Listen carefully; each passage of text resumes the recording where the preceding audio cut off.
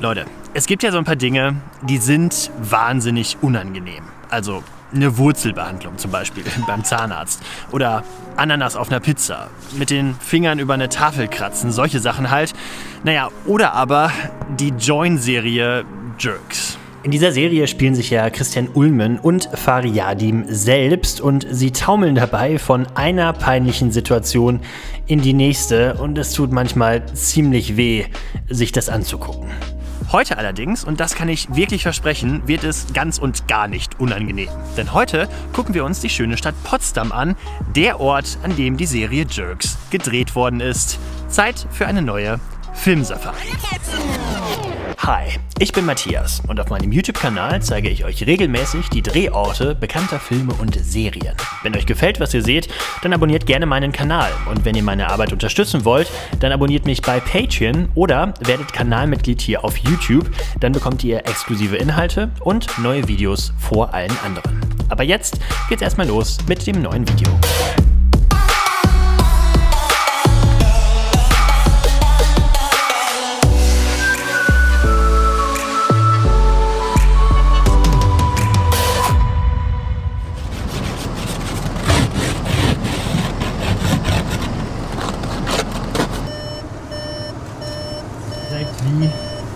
Wie können wir jetzt fahren? Ja. Schulterblick. Vorsicht, Vorsicht. Langsam einschlagen. Und ist glatt, ne? Nicht so viel Gas geben, ja. Und wir sind unterwegs zu unserem ersten Ziel. Und wie ihr schon seht, ich bin heute nicht allein unterwegs. Hi. Ich hab mir den Sebastian mitgebracht, der sich nicht nur sehr gut mit Jerks auskennt, sondern auch freundlicherweise mich heute durch die Gegend fährt. Wie gefällt dir das? Super, Ja. Ich freue mich. Finde ich auch. Wie mal so ein richtiger YouTube-Star endlich mal durch die Gegend gefahren zu werden. Richtig gut. Und was Sebastian nicht weiß, er wird gleich auch den Auffahrunfall nachstellen, den Veronika Ferres in der Serie Jerks verursacht hat. Wie gefällt dir diese Idee? Super, ich wollte unbedingt jemandem schon mal ins Auto fahren. Absolut, heute hast du die Chance. Aber ich würde sagen, bevor wir uns Veronika Ferres widmen, fahren wir erstmal ein bisschen Wellness machen. Jawohl.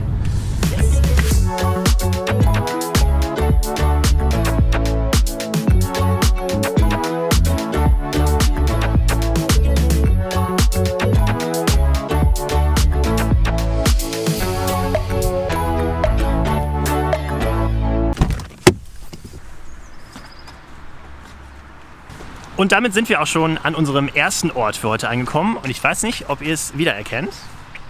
Genau, das ist die Beauty-Klinik, wo Feline und Fari, wie kann man das ästhetisch beschreiben? Eine Darmreinigung machen. So ist es, glaube ich, ästhetisch ausgerückt, oder? Genau. Und in Wirklichkeit ist dieses Gebäude das Palais Lichtenau und wird offenbar, wenn wir das richtig gegoogelt haben, als Veranstaltungsort genutzt und als Haut- und Laserzentrum. Also nicht für Darmreinigung.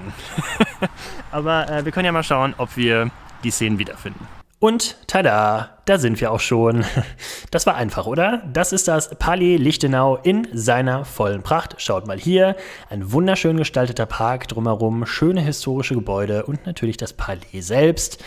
Richtig hübsch. Dieses Gebäude hat auch schon in der ein oder anderen Fernsehproduktion vorher mal eine Rolle gespielt. Zum Beispiel 1963 in der DDR-Produktion Karbit und Sauerampfer. Und hier bei Jerks spielt es natürlich die Rolle der Beauty-Klinik. Und da unten rechts sehen wir auch schon, wie Fari da rumsitzt und auf seine Behandlung wartet. Hier der ganze Spaß aus einer anderen Perspektive. Da kommt Fari die Treppe runter. Hier bei uns sieht alles noch ein kleines bisschen weihnachtlich aus. Guck mal hier, die Treppe ist schön weihnachtlich geschmückt. In der Serie ist alles ein bisschen sommerlicher. Und im Hintergrund seht ihr schon, da sitzt die Französin, die Fari gleich ansprechen wird. Ja, und ihr wisst, wie es ausgeht. Es geht natürlich wieder drunter und drüber. In dieser Szene spricht die gute Frau Fari an. Das wurde von hier gefilmt. In der Mitte sehen wir so einen Platz zum Verweilen. Sitzen auch so ein paar Leute in der Serie. Ich weiß gar nicht, ob man da wirklich sitzen kann oder ob diese Stühle und Bänke da nur stehen, damit es schön aussieht.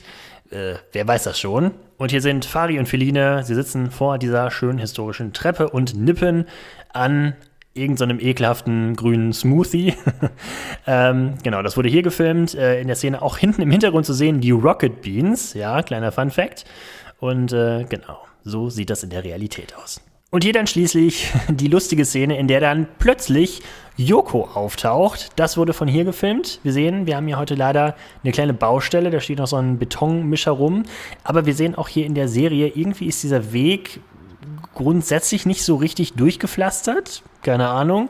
Also da wird offenbar immer mal wieder so ein bisschen gebaut. Ja, und falls ihr dachtet, das ist hier so ein richtig idyllischer Ort mitten in der Natur, wie es in der Serie so ein bisschen den Anschein macht. Nee, schaut mal hier. Ganz viele Häuser drumherum, das ist hier wirklich mitten in der Stadt und nicht ganz so weit ab vom Schuss, wie das in der Serie vielleicht aussieht. Jetzt wird es Zeit, die Schulbank zu drücken, denn dieses Gebäude hier hinter mir ist die Schule von Christians Kindern, Carla und Lila. Die allermeisten Szenen wurden drin gedreht, wenn sie denn drin gedreht worden sind. Vielleicht waren es auch Studioaufnahmen, man weiß es nicht so genau. Aber es gibt auch ein paar Szenen, die wurden hier genau an dieser Stelle gedreht und die zeige ich euch jetzt. Und hier haben wir die Außenansicht des Gebäudes. Ich glaube, wir müssen ein ganz kleines Stückchen mehr zurück. Wir wollen es ja auch perfekt haben. Genau. Sehr gut. Genau, das ist die Außenaufnahme des Gebäudes. Die ist auch tatsächlich häufiger in der Serie Jerks zu sehen. Immer dann, wenn quasi angekündigt wird, dass jetzt irgendetwas in der Schule passiert. Ja, sieht man hier. In der Serie ist es, ja, ich sag mal so, ein bisschen besser gecolor-graded, wie wir Profis sagen. Also die Farben hat man etwas hübscher gemacht, offenbar. In Wirklichkeit ist das nicht so richtig schimmerndes Grün, oder? Nee, aber ja, wir wollen mal nicht so pingelig sein. Hier oben der schöne Baum, der natürlich jetzt keine Blätter hat. Hier sehen wir das Einstein-Gymnasio von dieser Perspektive aus. Genau, und hier sehen wir, das wurde genau von hier gefilmt. Hier muss man übrigens den Machern dieser Serie einmal ein großes Dank aussprechen, denn es ist wahnsinnig einfach, die ganzen Drehorte zu finden, weil man sich überhaupt gar keine Mühe gegeben hat, hier irgendwelche Namen abzudecken. Also das Einstein-Gymnasio ist auch in der Serie das Einstein-Gymnasio. Und dieses wunderschöne Auto von Christian, das haben wir heute leider auch nicht. Hast du inzwischen rausgefunden, was das für ein Auto ist? Es ist ein Renault, aber ich bin zu wenig Autofanatiker, als dass ich weiß, welches Modell. Okay, wenn ihr wisst, was das hier für ein wunderschönes Auto ist, was Christian fährt, was ich unbedingt haben möchte, es ist offenbar ein Renault, sieht man an diesem Emblem. Warte mal, da rechts steht sogar was drauf. Ich kann das überhaupt nicht lesen. Also, wenn ihr wisst, was das für ein Auto ist, schreibt es gerne mal in die Kommentare, würde mich brennend interessieren. Das hier ist die Szene mit dem Lehrer aus der 4. Staffel, der eine Fußfessel trägt. Und Christian stellt ihn zur Rede. Das wurde von hier gefilmt. Im Hintergrund sieht man eine wunderschöne City-Toilette. Genau, die ist auch in der Realität hier zu sehen. Hier sehen wir den Fußfessellehrer, wie er aus dem Auto aussteigt oder einsteigt. Das wurde von hier gefilmt. Wir sehen hier dieses wunderschöne Gebäude mit den Türmchen, was auf dieser Szene gar nicht so richtig zu sehen ist. Wir sehen hier diese Litfaßsäule, die ist auch in der Realität noch da. So, hier brutzelt jetzt die Sonne ganz schön. Das Einstein-Gymnasium ist tatsächlich auch in anderen Szenen zu sehen, wo man es vielleicht nicht sofort checkt. Aber ja, genau hier an dieser Straße, wenn man hier einmal um die Ecke geht, ne, wir standen eben da hinten, sind jetzt hier einmal rumgelaufen. Hier standen damals wohl so Bänke links. Und hier so ein Wagen und Christian läuft dran vorbei, um dann in der nächsten Szene Nora Tschirner zu treffen. Und zwar vor diesem Tor hier. Und hier sehen wir die Szene. Tada! Ja, leider ist das Tor heute geschlossen, aber wir sehen schon da hinten, ne? Dieses Gebäude im Hintergrund, das ist das Gebäude gewesen, was hier zu sehen ist. Wirklich eine wunderschöne Schule, ey. Warum sah meine Schule damals nicht so aus? Ey, wir hatten so eine absolute Baracke. Warum durfte ich nicht hier zur Schule gehen? Naja, wahrscheinlich, weil ich zu dumm war. Egal. Nur wenige 100 Meter vom Einstein-Gymnasium entfernt befindet sich dieses wunderschöne Gemäuer, das Brandenburger Tor in Potsdam. Das spielt in der Serie Jerks eigentlich gar keine Rolle. Es ist aber in manchen Szenen zu sehen und dient uns als Anhaltspunkt für unseren nächsten Drehort. Hier sehen wir einen Zwischenschnitt, der unsere nächste Szene ankündigt, und zwar den großen Platz hier mit dem Brandenburger Tor im Hintergrund. Wir sehen die Gebäude links und rechts daneben und wir sehen einen Springbrunnen, der vermutlich winterbedingt gerade nicht springt. Und eingezäunt ist, ja. Und irgendwie, guck mal das Gebäude links, das sieht hier so rötlich aus. Kann es sein, dass man da was am Anstrich gemacht hat? Oder ist das einfach nur das Color Grading der Serie? Keine Ahnung, man weiß es nicht. Aber das hier ist auf jeden Fall der Platz gewesen. Und in der nächsten Szene sehen wir dann, aha, Christian und Fari müssen auf einen unfassbar unangenehmen Junggesellenabschied. Und im Hintergrund sehen wir das Brandenburger Tor. Und mal gucken, ob wir diese Szene wiederfinden. Die Sache ist, diese Richtung wird es nicht sein. Würde ja passen, ne? Sieht man das Brandenburger Tor im Hintergrund. Kann aber nicht sein, weil da ist die Straße nicht so schön. Das heißt, wir müssen wahrscheinlich in die Richtung. Ich glaube, ich habe die Szene gefunden. Schaut mal hier. Jo. Hier haben wir die Potsdamer Innenstadt. Und es ist relativ schwierig jetzt zu erkennen, ob wir wirklich an der richtigen Stelle stehen. Aber guck mal hier rechts, da ist so ein Abdach mit so einem roten, so ein rotes Abdach. Und schaut mal da, das ist auf jeden Fall auch hier. Das heißt, das hier wird mit ziemlicher Sicherheit die Stelle sein, wo das hier gefilmt wurde. Im Hintergrund sehen wir das Brandenburger Tor. Links und rechts schöne kleine Lädchen, zum Beispiel eine Bücherfundgrube oder ein Sushi-Bistro. Also alles schön beschaulich. Ein paar Meter weiter finden wir diese Straßenecke hier. Schaut mal hier. Jupp, passt auf jeden Fall. Da ist dieser Baum zu sehen. Und die furchtbare Junggesellengesellschaft, nennt sich das so? Ja, die Nahaufnahme dieser Szene wurde vor diesem Straßenschild gefilmt. Museumshaus im Güldenen Arm. Sieht man hier ganz eindeutig. Im Hintergrund dieses Klamottengeschäft bzw. Fashion Store. Was an dieser Szene noch ziemlich interessant ist, offenbar ist dieses Gebäude, was heute ein Fashion Store ist, damals ein Café oder sowas gewesen, weil da stehen diese ganzen Stühle und Tische davor. Ja. Heute macht das keinen Sinn mehr, denn heute wird dort Kleidung verkauft. Hier nochmal aus dieser Perspektive, hier sehen wir auch diesen wunderschönen Kirchturm da links. Den sehen wir auch auf der Szene.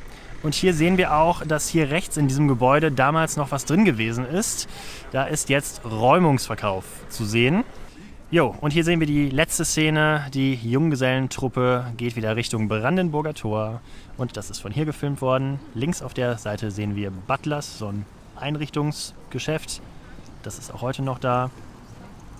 Jo. Und links und rechts viele weitere kleine Gebäude. Und ich würde sagen, wenn die Junggesellentruppe geht, dann gehen wir jetzt auch.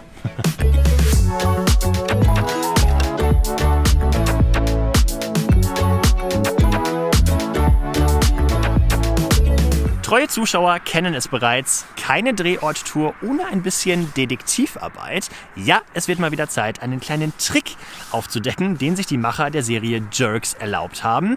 Und zwar geht es ganz konkret um eine Folge der 2. Staffel, wo Fari und Christian ausnahmsweise mal den Drehort wechseln, denn beide stranden in der Pfalz und haben dann die grandiose Idee, Christians Elternhaus zu besuchen. Ja, und da geht dann mal wieder alles drunter und drüber. In der Serie macht es den Anschein, als wäre all das wirklich irgendwie in Rheinland-Pfalz gedreht worden. In der Realität ist das allerdings ein bisschen anders gewesen. Hier, schaut mal, das ist die erste Szene, die mich wirklich ein kleines bisschen stutzig gemacht hat. Angeblich fahren Christian und Fari hier durch die Pfalz und überfahren dann einen Storch. Aber schaut euch mal hier links diese Kiefernwälder an. Die sind vor allem sehr, sehr typisch für Brandenburg. Schaut mal hier, ich stehe hier gerade in genau so einem Areal. Es ist nicht derselbe Ort, es ist auch sehr schwer, diesen Ort hier zu finden. Wie ihr seht, hier ist ein Fahrradweg, also ist das nicht dieselbe Straße. Aber ja, das macht zumindest schon mal den Anschein, dass das möglicherweise nicht in der Pfalz gedreht worden ist, sondern vielleicht doch eher in Brandenburg. Diese Kiefernwälder sieht man zum Beispiel, bei dem einen oder anderen dürfte es klingeln, auch in der Netflix-Serie Dark ganz oft. Da spielen die ja eine sehr, sehr große Rolle. Tja, aber richtig offensichtlich wird es dann in dieser Szene. Christian und Fari gehen mit den Eltern zu einem Edeka-Markt und auf dem Parkplatz dieses Marktes stehen auffällig viele Autos mit dem Kennzeichen PM, was für Potsdam Mittelmark steht. Offenbar hat die Pfalz sehr viele Touristen aus dieser Region. Oder der Edeka-Markt befindet sich eben nicht in der Pfalz, sondern im Potsdamer Umland. Tja, und dann gehen Christian und seine Eltern zusammen mit Fari hier am Eingang vorbei und auf diesem Eingang ist ein Schild zu lesen, wo AZ draufsteht und ganz verschwommen das Wort freie Werkstatt. Ja, und dann habe ich einfach mal gegoogelt, wo denn wohl eine freie Werkstatt ist, die sich A und Z nennt und habe eine gefunden und zwar in Belitz, was wiederum ziemlich nah an Potsdam dran ist. Ja, und dann habe ich einfach mal alle Edeka-Märkte in der näheren Umgebung gegoogelt und, was soll ich sagen, ich habe den Markt gefunden. Tada! Gefunden. Da ist der Edeka-Markt, der angeblich in der Pfalz steht und in Wirklichkeit in Brandenburg. Genauer gesagt in einem Ort namens Borgheide. Schön, klein, beschaulich. Ja, und das ist der Markt. Und da hängt dann übrigens auch das Schild, das euch verraten hat, lieber Christian, lieber Fari. AZ Autoservice, freie Werkstatt, alle Typen. Ja, hier auch nochmal eine Szene, die mir sehr viel weitergeholfen hat. Hier hinten ist nämlich eine Fahrschule zu sehen. Das ist diese Fahrschule da hinten. Und das hat es natürlich auch ein bisschen einfacher gemacht, diesen Edeka zu finden, weil es war logischerweise ein Edeka, wo eben eine Fahrschule daneben ist. Ja, der Vollständigkeit halber, was wir in dieser Szene natürlich auch sehen, ist, der Edeka-Markt hat inzwischen einen neuen Anstrich bekommen. Er hat inzwischen einen grauen Eingangsbereich. Hier war der noch weiß, aber alles andere ist wirklich unverändert. Wir sehen selbst da oben noch das Lottoschild. Da hinten ist diese Säule. Hier nochmal aus einer anderen Perspektive. Die 4 laufen über den Parkplatz. Das wurde von hier gefilmt. Da hinten sehen wir immer noch das Werbeplakat. Wir sehen die ganzen Fähnchen. Das Häuschen hier im Hintergrund ist inzwischen noch quietschgelber als in der Serie. Ich glaube, da hat man nochmal einen richtig krassen Anstrich draufgehauen. Ja, ob es dadurch schöner geworden ist oder nicht, das sei jetzt mal dahingestellt. Ja, so sieht es aus, wenn man aus dem Edeka-Markt rausläuft. Ja, ist schon ein paar Jährchen her. Da hat man wohl mal das Dach saniert. Sieht zumindest so aus, links, ne? War früher noch ein rotes Dach. Heute ist es so ein graues Dach. Jo, und ob die Szenen innen allerdings auch hier gedreht worden sind, das können wir heute leider nicht nachprüfen, weil heute leider geschlossen ist. Aber das muss dann vielleicht einfach mal ein Geheimnis bleiben. Ob es da wohl auch diese Schweineschnauzen gibt? Puh, richtig eklig. So, jetzt ist es soweit. Bist du schon bereit für deinen großen Auftritt? Schon, ja. Ich fahre jetzt anderen in die Karre. Es wird Zeit, mit diesem wundervollen Monster-SUV jetzt ein Auto zu zertrümmern. Denn wir fahren jetzt... Ich komme. Veronika, willkommen. Wir fahren jetzt zur berühmten Veronika-Szene und dann schauen wir doch mal, welches Auto unser Opfer heute wird. Ich glaube, wir haben wieder durch Zufall einen Drehort gefunden, ohne dass wir es wollten. Wir sind nämlich jetzt hier in so einer komischen Straße gelandet. Das sieht aus wie aus der 4. Staffel, wo Christian und Colleen die Lehrerin besuchen. Und Colleen dann hier in so einem Waldgebiet erstmal strullern geht. Könnte sein, dass das irgendwo da gedreht worden ist. Gut, aber darauf waren wir jetzt nicht vorbereitet, deswegen weiter zu Veronika. Ja, das ist meine Gegend. Hier so ein kleines Häuschen, ne? Das wär's. Ah, guck mal, du darfst hier sogar anfahren, das ist nur Spielstraße. Aber da ist Sackgasse. Ey, was für Bonzenvillen hier überall. Was ja sehr bezeichnend ist in der Serie Jerks, ist, dass alle Protagonisten, wirklich alle, in Villen wohnen. Und inzwischen weiß ich auch, warum das so ist. Es gibt hier nur Villen. Die ganze Stadt ist voll von Bonzenhäusern. Ernsthaft. Habe ich noch nie gesehen. So eine hohe Villendichte. So, ich glaube, wir sind genau da angekommen, wo wir ankommen wollten. Da. So, jetzt wenden wir mal den Monster-SUV und dann hier, ja, das gelbe Auto, das ist doch gut. Das ist sowieso... Aus Düsseldorf sogar. Sogar aus Düsseldorf. Ja, komm, die rammen wir jetzt. Oh Gott, oh Gott, oh Gott, oh Gott, oh Gott, oh Gott. Und jetzt schön einparken. Na? Vorsicht, Vorsicht, Vorsicht, Vorsicht, Vorsicht, Vorsicht, Vorsicht, Vorsicht, Vorsicht. Ah! Gut gemacht, Veronika. Was war das denn? Und hier sehen wir auch schon die erste Szene, die hier gedreht worden ist. Christian und Veronika Ferres kommen aus einem Gebäude raus und dieses Gebäude ist übrigens ein sehr geschichtsträchtiges. Es handelt sich nämlich um die Villa Schöningen, die wiederum an der Glienicker Brücke steht. Über diese Brücke läuft die Landesgrenze zwischen Berlin und Brandenburg und somit auch damals die innerdeutsche Grenze zu DDR-Zeiten. Das heißt, ihr seht hier auch auf dem Bild, ja, da steht noch ein Stück Berliner Mauer rum vor diesem historischen Gebäude. Hier nochmal aus einer anderen Perspektive, da sehen wir auch schon den Monster-SUV von Veronika Ferres, ja, in den sie gleich einsteigen wird. Im Hintergrund die Bauten der Brücke, wie wir auch hier sehen. Ja, und dann passiert das, was passieren muss. Veronika steigt ins Auto ein und fährt volles Rohr rückwärts. Ja, und rammt dann das Auto und dann begehen beide Fahrerflucht. Das wurde hier gedreht. Und unmittelbar neben der Szene, wo Veronika Ferres das Auto anfährt, befindet sich die Garage du Pont. Wird das so ausgesprochen? Ja, ich glaube. Bestimmt. Das Café, in dem sich Christian, Fari und die Managerin und so weiter und so fort immer wieder treffen. Hier einmal zum Beweis, da ist das wunderschöne Gebäude. Hier in der Szene sogar noch mit so einem wunderschönen alten Bulli davor. Ob der wohl in Wirklichkeit existiert? Könnte sein, oder? Da sind so Garagen, vielleicht steht er da drin. Das wäre natürlich richtig geil. Was ist das wohl vorher gewesen? Ist das eine Tankstelle gewesen? Wahrscheinlich, ja, oder? Richtig geil. Sieht richtig gut aus. Und hier ist das Café dann nochmal aus einer anderen Perspektive zu sehen. Und zwar von hier. Jupp, passt. Ja, und genau in diesem wunderschönen Café werden dann alle wichtigen Aufträge besprochen, wie zum Beispiel hier und da. Garage du Pont. Wenn ihr dachtet, Veronika Ferres und ihr Auto sind wahnsinnig unangenehm, jetzt kommt's doch härter, denn jetzt kommt Cookie Eisermann. Cookie Eisermann, der große Mythos dieser Serie, denn er ist eine erstklassige Parodie auf Mickey Beisenherz, aber Mickey Beisenherz hat keinen eigenen Auftritt in dieser Serie, sondern wird offenbar parodiert als einzige Figur in dieser Serie. Und die Szenen wurden direkt an der Havel gedreht, und zwar hier. Und hier haben wir die erste Szene. Fari, Christian und Simone kommen an diesem Ort hier an, direkt an der Havel.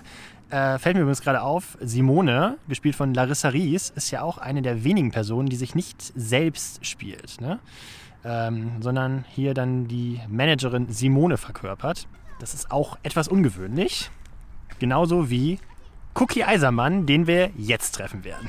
Da ist er. Cookie Eisermann sitzt in seinem Oldtimer, den er hier parkt. Wir haben uns gerade schon gefragt, wie der den da wohl hingekriegt hat, weil das ist nur ein ganz enger Weg mit einem Baum. Es war auf jeden Fall ein bisschen aufwendig, den da reinzufahren.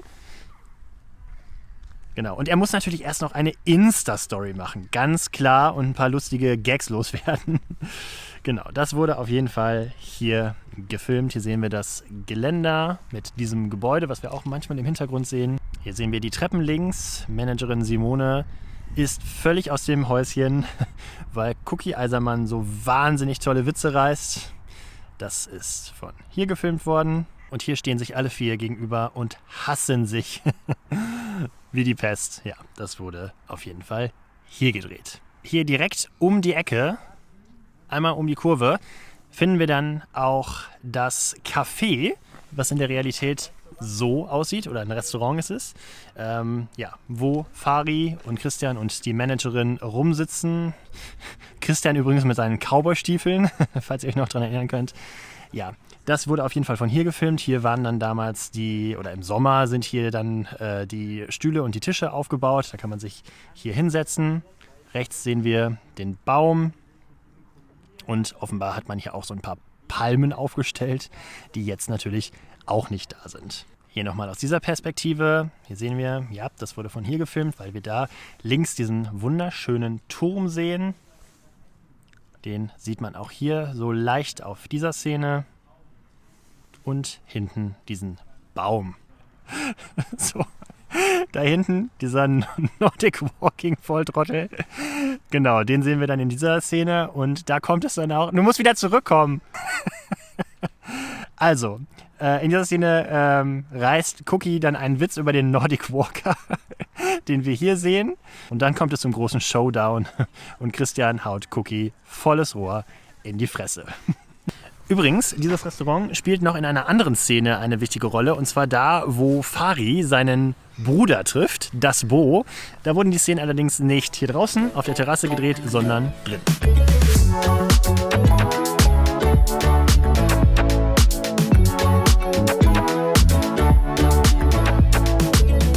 Unser nächster Halt ist das holländische Viertel in Potsdam. Das heißt nicht einfach nur so. Nein, das wurde tatsächlich für holländische Handwerker erbaut seinerzeit. Und es sieht auch so aus. Hier sind überall diese wunderschönen Giebelhäuser entlang der Straße. Und in der Serie Jerks spielt dieses Viertel eine besondere Rolle. Und zwar immer dann, wenn die Protagonisten shoppen gehen. Das heißt, wir sollten hier den einen oder anderen Laden entdecken.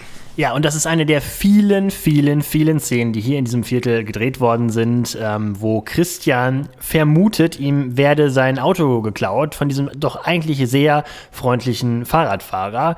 Ja, das wurde hier auf dieser Straßenkreuzung gedreht. Wir sehen auch hier rundherum viele Cafés und Lokale und Gastronomie und so. Also wirklich ein richtig schönes, beschauliches Viertel. An dieser Straße endet das Viertel dann auch schon wieder. Hier blickt Christian dem freundlichen Helfer hinterher, wie er mit seinem Auto wegfährt. Genau, hier wurde das gedreht. Damals noch schön mit Herbstlaub, heute ein kleines bisschen trister. Ja, und das hier ist der Baum, wo der Helfer sein Fahrrad abstellt, was Christian dann vor das Rohr kaputt tritt. Das wurde von hier gefilmt. Ja, und übrigens, kleiner Reality-Check nochmal eben. Der hilfsbereite Autoanschieber fährt dann ja links um diese Kurve, fährt dann wohl einmal im Kreis und kommt dann da hinten wieder raus. Und das macht in der Realität tatsächlich auch Sinn. Wenn wir hier mal schauen auf Google Maps, wenn wir jetzt hier links gehen würden und einmal rum und dann wieder hier rein, dann kommen wir tatsächlich auch dort wieder raus. Also man kann hier tatsächlich einmal im Kreis fahren. Da hat man also nichts gefaked. Das hier ist ja auch so eine ganz wundervolle Szene aus der Serie Jerks. Und zwar, Fari ist eifersüchtig, weil Christian jetzt immer mit Paul rumhängt. Und das ist eine der Szenen, die auch hier gedreht worden sind. Da sehen wir schon, Christian sitzt auf einer Bank mit Paul zusammen vor einer Eisdiele. Das Ding ist, in der Realität ist das hier eigentlich gar keine Eisdiele. Wenn wir mal näher rangehen, sehen wir, das ist ein Klamottengeschäft. Ob das früher eine Eisdiele gewesen ist, wer weiß das schon. Eigentlich hat man ja sehr wenig getrickst in der Serie. Aber ja, das ist definitiv keine Eisdiele mehr. Hier sehen wir, Fari ruft zu Christian und Paul rüber und steht dabei ebenfalls vor einem Klamottengeschäft, wo man Krams kaufen kann. Da geht Feline ja sogar noch rein, falls ihr euch erinnert, in der Serie. Und dann treffen sich alle drei hier direkt vor dieser Tür, die in der Realität so aussieht. Oh, eine Musikbörse ist es offenbar, tatsächlich. Und schaut mal hier in diesen Gang, wenn man da so durchguckt, da ist offenbar so eine Tür, die kann man dazwischen zumachen. Da gibt es offenbar einen richtig schönen grünen Garten im Innenhof. Hier schließt sich der Kreis. Diese Szene hatten wir nämlich gerade schon mal. Christian kauft sich seine Cowboy-Stiefel, um dann in derselben Folge ans Havelufer zu latschen damit und sich dann dort mit Simone und Cookie Eisermann zu treffen. Diese Szene ist genau vor diesem Geschäft hier gedreht worden. Ob man hier tatsächlich Cowboy-Stiefel kaufen kann, das konnte ich jetzt leider nicht rausfinden, weil geschlossen war. Aber genau hier ist diese Szene gedreht worden. Wir sehen hier in der Realität hat dieses Haus offenbar leichte Probleme mit Schmierereien, was sehr schade ist. Genau, aber da stehen Christian und Fari und gucken sich diese wundervollen Stiefel an. Und hier sehen wir die ganze Sache noch einmal in einer etwas weitwinkligeren Aufnahme. So sieht das ganze Viertel hier aus. Da hängt auch noch ein Schild Mode-Outlet. Ob das damals da mal gewesen ist oder ob man das extra für die Serie dahin gehangen hat, wer weiß das schon. Auf jeden Fall werden da die Stiefel gekauft. Und auch das Haus von Jakob befindet sich in diesem holländischen Viertel, was in der Folge eine Rolle spielt, wo das Au-pair-Mädchen nach Hause fliegen soll. Genau, da stehen Christian und die junge Dame vor diesem Haus. Bei uns liegen noch ein paar Weihnachtsbäume rum. Wir können Jakob aber leider nicht besuchen, denn Jakob wohnt leider nicht wirklich hier. Tatsächlich ist dieses Haus nämlich ein Museum und auch das Klingelschild hat man für die Serie ausgetauscht. Und übrigens, nicht weit entfernt vom holländischen Viertel befindet sich auch dieses Gebäude hier. Das ist das Bergmann-Klinikum. Da gehen ja Fari, Christian und Marcel Reif hin zur Vorsorgeuntersuchung, weil die von so jungen Medizinstudentinnen durchgeführt werden. Ja, das wurde hier gedreht. Direkt gegenüber vom Bergmann-Klinikum finden wir dann wiederum diese Szene hier, und zwar, wo Fahri die Vorsitzende der Grünen entdeckt, die erstens verbotenerweise auf einem Behindertenparkplatz parkt und zweitens auch noch ihr Kind schlägt. Hier hat man also nichts gefaked, das wurde dann tatsächlich gegenüber von diesem Klinikum gedreht. Aber was in der Realität nicht da ist, ihr seht es schon, der Behindertenparkplatz. Hier ist überhaupt gar kein Parkplatz an diesem Platz hier. Die Parkplätze fangen erst da links an. Den hat man offenbar einfach aufgemalt und auch genau dieses Schild dahingestellt.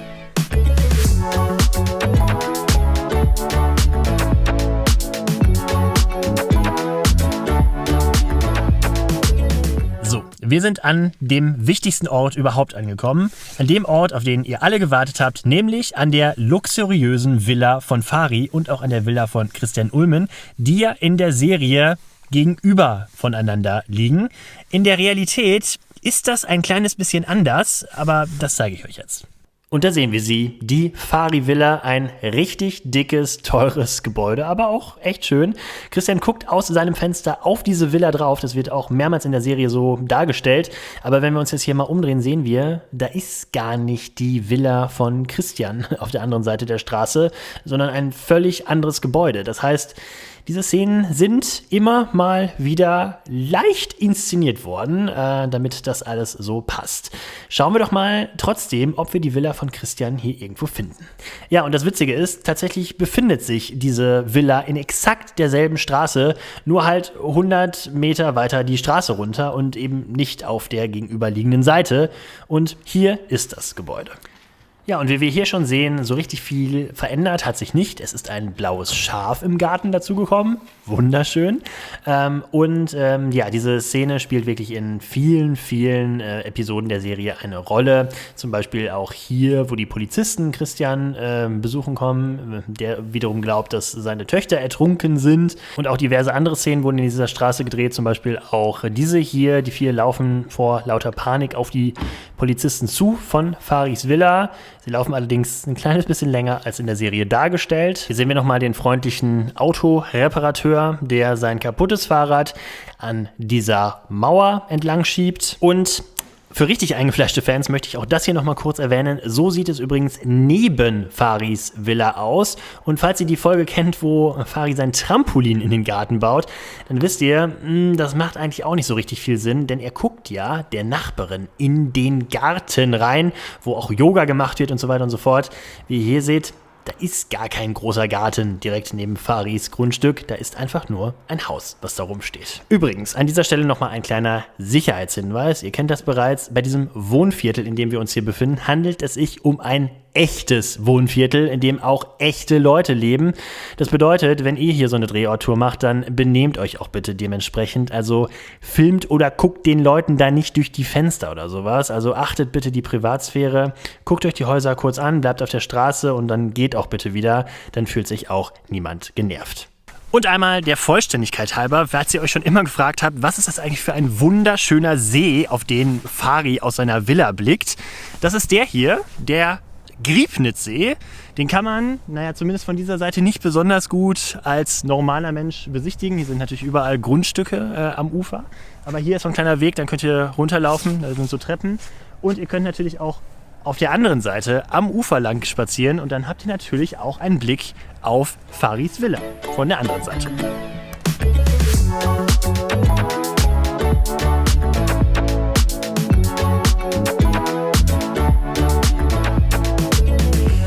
So, zurück im Hotel. Der Tag ist rum. Das war unsere kleine Drehorttour zur Join-Serie Jerks. Wenn euch gefallen hat, was wir hier heute veranstaltet haben, dann lasst doch gerne mal einen Daumen nach oben da. Ihr könnt auch diesen Kanal abonnieren und die Glocke drücken, dann verpasst ihr keine weitere Drehorttour. Und wenn ihr meine Arbeit unterstützen wollt, könnt ihr das auch sehr gerne tun, und zwar bei Patreon. Den Link findet ihr unten in der Videobeschreibung.